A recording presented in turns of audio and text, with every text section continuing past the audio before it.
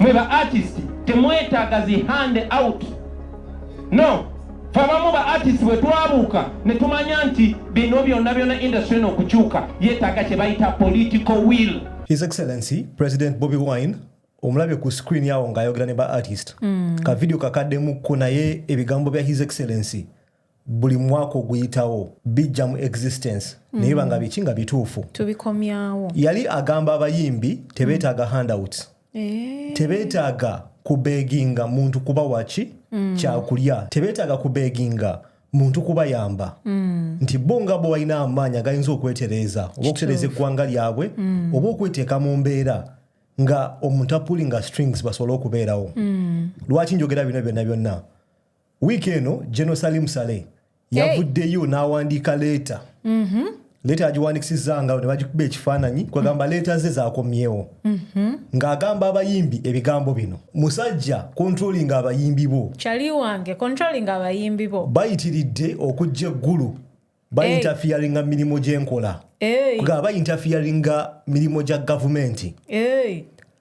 Teri kunyooma kusinga yaawo. Omusajja okuwandikira leeta ng'agiwandisizza ngalo kwegamba leeta eno yabatadde wansi nnyo. Nedda si ye yabataddewo, be beeteekawo wansi awo. Buli bwe weeteeka wansi tetugenda kwambusa. Position gye weetaddemu tugenda kutwalira awo. Bw'oba oze ng'oli beega tugenda kutwala nga beega. Kwegamba a beggar has no choice. A beggar has no choice. Bwe njagalidde nkugoba. Bwe nkuwa obuswazi bw'otwala. Bwe nkuwa ekinene ekyotwala, you have no choice. Kwegamba His Excellency abibagamba ne bavaayo ne bamulumba. Abasinga obungi bamutwala nga enemy waabwe. Naye ng'ali apushinga narrative eno egamba mu Luzungu nti w'omusajja ekyennyanja ajja kusula enjala olunaku oluddako. Kituufu. Naye muyigiriza okuvuba tajja kuddamu kulaba ku njala. Kituufu. Abayimbi b'e Uganda ne bannayuganda abasinga obungi tuwomeddwa ekyennyanja muli short sighted. Kwegamba plan tuzikola kati. Tulabira wano mu maaso. Kino problem ene steminga ku bayimbi ne departments ez'enjawulo mu ggwanga lyaffe. Kiri wasa ate mbazimba enguudo. Nti omuyaye bamuwa ssente ne bamugamba tukwale budget ya biliyoni emu n'azimba oluguudo lwa miliyoni 100. Nga erabidde nti wagenda yitawo omwaka gumu oluguudo lukole ki lugende mu pothole. Be bayimbi baffe. Nti His Excellency avayo n'abagamba mu pushinge for copyright. Ne babinyigiramu. Omanyi ffe nga bakola content online, one of the tools oba weapons etulina ye copyright. Nti toyinza kukopa video yaffe n'okiteeka owantu ne tutategeera. Tufuna alert one way or the other. Tutegeera nti omuntu bw'ati akopye video n'akiteeka ku kigo platform bw'eti. Lwako ebiseera ebisinga obireka. Tubakuba copyright strike. So abayimbi baffe ab'e Uganda osanga omuntu ng'alina oluyimba olulungi nti omuntu asobola okukwata oluyimba olwo n'aluteeka ku platform nga YouTube n'alufunamu ssente ng'omuyimbi takimanyi. Kituufu. Ojjukira Hozambe. Hozambe waliwo omuntu yateeka copyright ku luyimba lwe. Nga si ye agitadde. Mu Kenya. Gaya ali mu Kenya cause ka video akwawo omuntu yakapostinga n'angamba yono gaye muna Uganda kijja kityambu ki copyright eva Kenya. Ebintu nga bino nti abayimbi b'e Uganda bo kennyini oba ngambe banafu. Naye issue eri mu kubeera short sighted. Bw'otuddayo ku bbaluwa eno ekisooka mulekerawo giyite ebbaluwa. Eyo cheat. Omanyi cheat ze twawanga mu class oyuza mu kitabo n'owandika nga bw'osanze tekuli stamp tekuli like kintu yabadde ku letterhead kwaleka akagambo waggulu awo. Bw'ogenda mu conference eya Bank of Uganda ne bakuwa akatabo akali headed Bank of Uganda. It doesn't make it a headed paper until when nawandikanga ebbaluwa oba cheat from that book. It doesn't make me an employee of Bank of Uganda. Yakasayininzeko wansi awo. Nekyo gamba nkitegeera. Yeah, nakitegeera nti abawandikidde ka cheat. Si email nti kale kantule wansi nteekemu obudde bwange. I know muntu w'amaanyi talina budde bwa kwonoona naye banno babaleemu ku magezi ye yandibadde endowooza yange singa they deserved it. Kansoke nkubuuze olowooza ebintu bino engeri gy'abatreatingamu bicorrelatinga oba byenkanankana ne value gye bawa Of course, kati kankubulire waliwo senje bagamba enkoko tetugirya katogo. Yeah. Ne bw'okafumba akatogo fena tugenda kwewunya. Akatogo k'enkoko otegera kubanga enkoko tugirya ku Christmas. Enkoko ogirya ku kijjulo ekinene. Okitegeera. Naye ate bw'okwata mukene. Mukene ayinza okuba nga omu okusinga enkoko naye kubanga twamutwalira wansi. Kati ekintu ky'abayimbi baffe beeraze nti bo they are after immediate satisfaction. Bagala kagwirawo. Nfunira wasaawa eno. Oba ngenda kukomba bugere oba ngenda kukola kikastompayo kyompadde okitegeera. So naffe kyovulaba nti ba YouTubers bangi oba ba content creators bangi bavuddeyo okuba abayimbi baffe. Kubanga abayimbi beetwalidde nnyo wansi. Nyinza okuba simanyi na kuyimba national anthem. Ng'eddoboozi lyange libi nnyo. Naye ate sigenda kwetwala ku level y'abayimbi baffe. Kubanga buli muntu alina okuba ng'omanyi value yo. Kati abayimbi baffe baalaga bali nti value yaffe eri wansi. Ozijukiza ekintu kimu.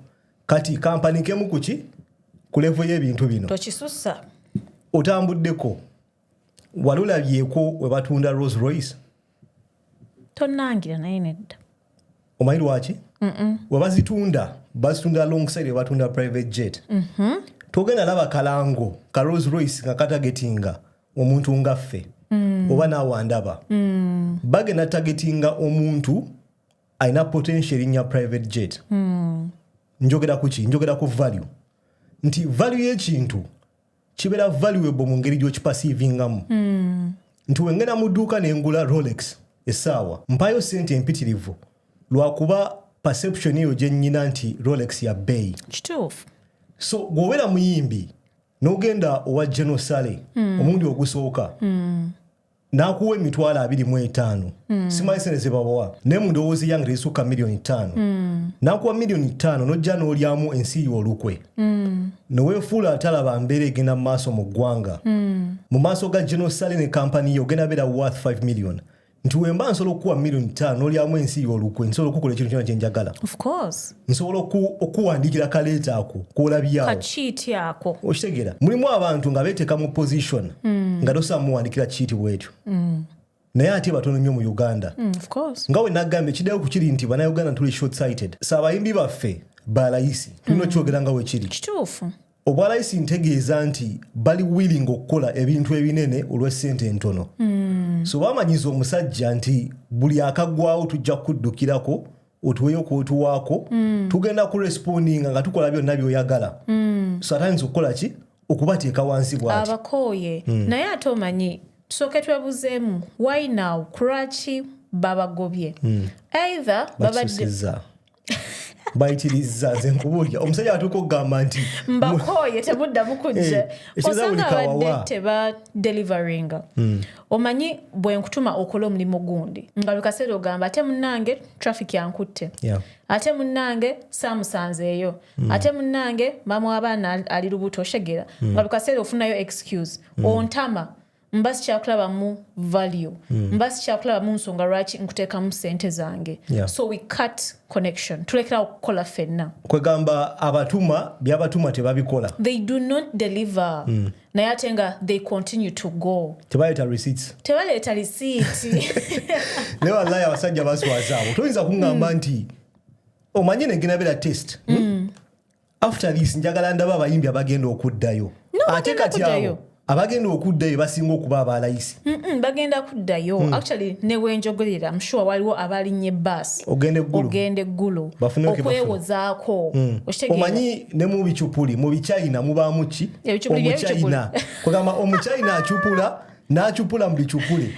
Kati buli muyimbi agenda okuddayo after nga bamuwadde ka cheating nga otugambye. Ne bamugamba kakkana toddayo musale pulesa. Agenda okuddayo ate agenda babubi nnyo. Bambi agenda bawalayisi nnyo. Abalangidde bayisizaabo nnyo amaaso. Naye ndowooza it's time bonga abayimbi be Uganda beekube mu torch. Beetereze. Kale okyali ku by'abayimbi n'okwetereza. Ojjukira ka video kano. Putting alien in Luzira is gonna solve the burden, the big problem of those ghetto kids coming. baterezeza ebibuga babirongosezza wonna we baali banyakulira amasimu tebakyaliwo kubanga ebyo bifo byabagagga mulowooza baddawa oyo mwami omujjukira Pallaso omujjukira ng'ateekawo ekibeerabeera yavaayo n'akola reasoning ku kyalo twagimenyaamenya ku eri sagala kugiddamu eyo naye alien skin olwafulumya ekkomera n'ankubamu ebituli olaba nti General Saleh yatadde abayimbi wansi naye ate alien skin yanafuyiza kyaliwe yamukakkanyiza sokola evidiyo eno bwabadde mukomera bingi byabaddewo kankunyumiza ebyabaddewo wabweru ndaawumbulire ekyolowooza omuyimbi muno omu yavaayo n'agamba wakati ng'ani ng'aye ali ku levo ki waliwo bajja okwagala otulinnyirako omuyimbi ayagala okunninnyirako tomumbuuza oyawula otayagala okulinnyirako anti kuba saakomentinga ku muyimbi yenna nze otuuka wano anti mpulira buki bulungi ali wansi wange oba ali waggulu wange akyo gwe ayawula nze saawula kati tomumbuuza okuba terimbi ali waggulu wange kati nze ali above the industry kati gomanya buli muyimbi akomentinga kyakomentinga agakola ki wambukira ku ggwe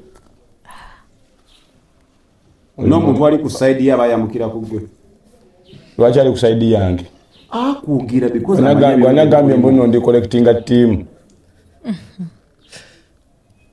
byonna byenkola mbikola bannejjeko lwaki bwe banneesaako kyogamba oli bavayo n'agamba nti bakusibidde bwerere bakute abakwikwata akwessaako yaliyo nga mbikola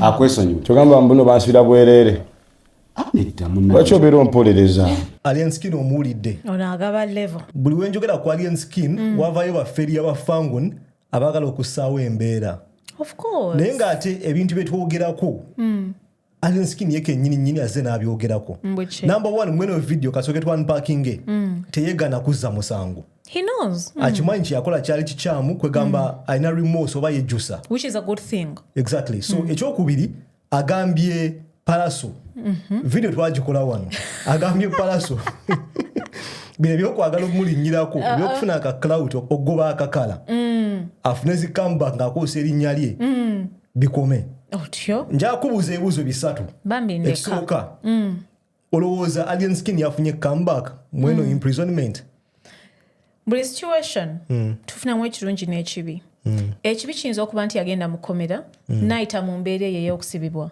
ekirungi ekirimu nti akomyewo emabegakaawo twalabye nti I think twakyogereko ne mu vidiyo eziyise twalabye nga alien skin abadde agenze nnyo wansi nga amaanyi tegakyali nga agaaluli omwaka oguwedde akaseera nga kano erinnya twali tumanyirimu alien skin era artist of the year omwaka oguwedde yali alien skin omwaka gwagenda okutandika guno omupya ng'erinnya litandise okukola ki okukkakkana naye nga ekibuuzo ky'ombuuziza nandigambye nti yes situation eno erina engeri gyemukomezzaawo amasannyalaze agafunye mu situation eno kituufu era kyendowooza mu kaseera kano afulumye ennyimba gano amasannyalaze agazze okugabakinga oba okugamyukinga obulungi alina okuba omuziki muki omulungi right now wembeera alien skin oba tiimu ye singa ngenda fulumya oluyimba buli kanaku for the next 14 days nenawe okisussaamu nze mbirivinga nnyo mu volume omanyi omukyalina kyakola oluyimba buli lunaku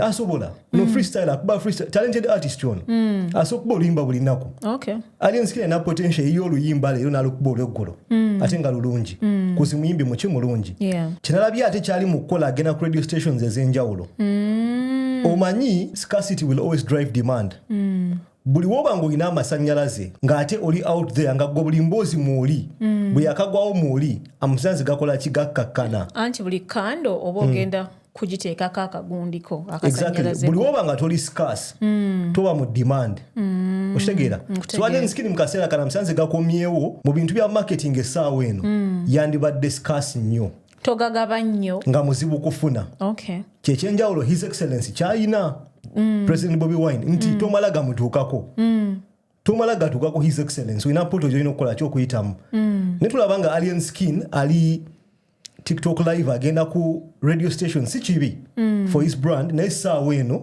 afokasinge ku music akuba oluyimba buli kanaku for the next 14 days ateekeyo ekivvulu akimyukinge by the time amasanzi wegana gwirako ng'afunyemu kyafunyemu. Okay. Otherwise watakikola yes muyimbi mulungi abantu balaga nti bamwagala ku online naye online erimba tufocusinga ku numbers nsobola okubeera ku internet nga ntypinga mu comments nkuwaga naye nga sina kyengenda kukola so right now ameukinge amasanyalaze afuuke scarce.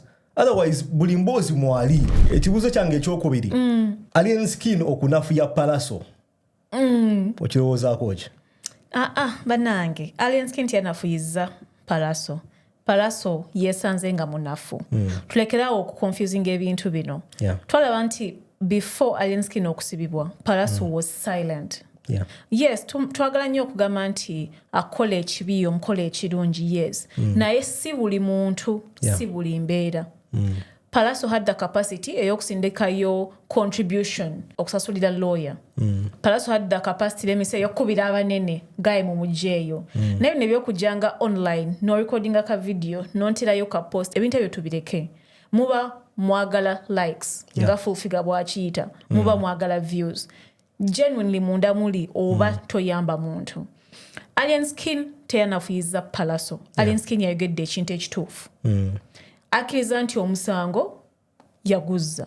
Fenna ensi yonna yabadde ekimanyi omusango yaguzza. So from the beginning Pallaso yali talina case ey'okuvaayo n'ayogerako. Points ze zonna zaali invalid. So alien skin kyagezaako okugamba nti iyi boss omusango nze yaguzza.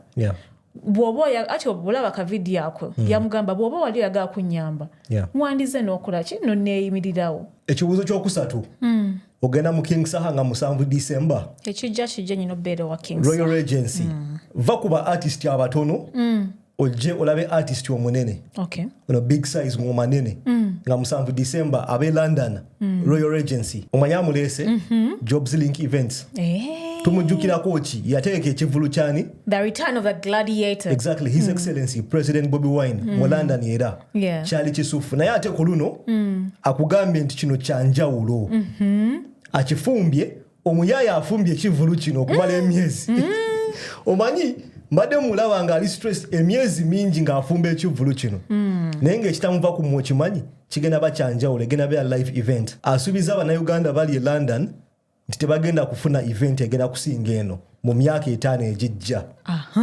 Simanyi kyategeeza naye nga yakugambye for the next 5 years togenda kufuna event egenda singa wano. So okutegeera kyategeeza nga 7 December omuyaya abadde stressed emyezi ng'ateeka ekivulu kino kyonna kyafumba kyanjawulo.